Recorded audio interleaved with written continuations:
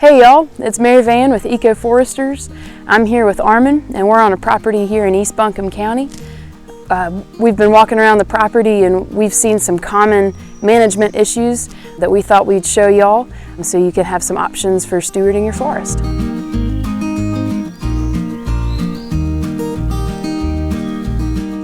We're here on one of the edges of the property near the property boundary, and we found some old friends.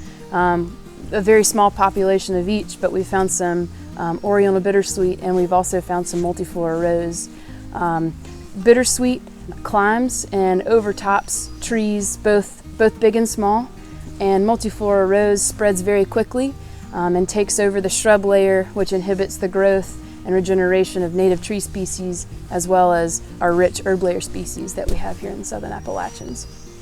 Ways to treat bittersweet and multiflora rose at this level is to do a cut stem application of herbicide, which essentially is cutting the plant, cutting the stem of the plant very low to the ground and painting herbicide on that stem or stump.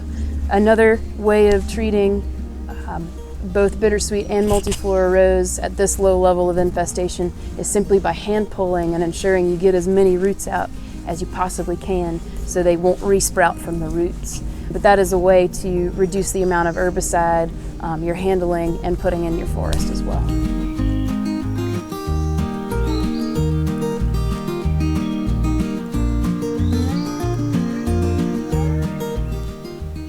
We found ourselves in a section of the property here where mountain laurel and rhododendron are throwing a lot of shade onto the forest floor.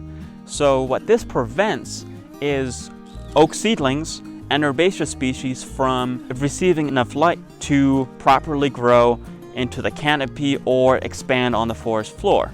This process would have been naturally facilitated by fire regimes that came over the landscape and burnt off much of this shrub layer. Additionally, fire also would have benefited species like pitch pine and table mountain pine, of which we even found a few here, but they are in decline because there has been a reduction in fire and they are fire dependent. So the way we can manage the forest now is to reintroduce those natural fire regimes by the means of prescribed fire, or mimicking it by using understory mulching or mechanical removal of this shrub layer.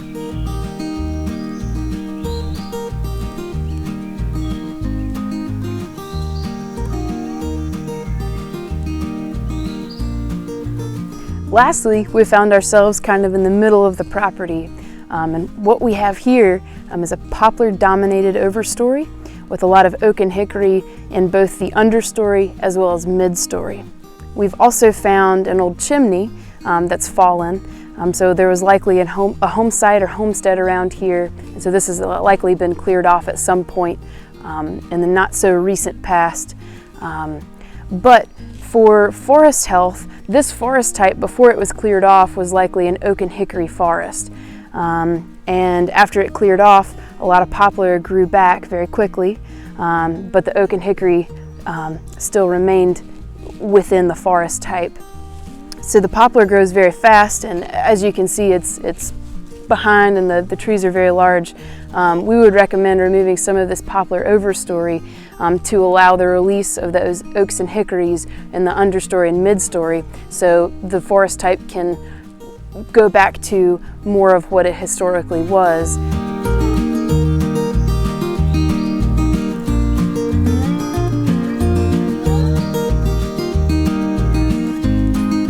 This is a pretty exciting thing to find.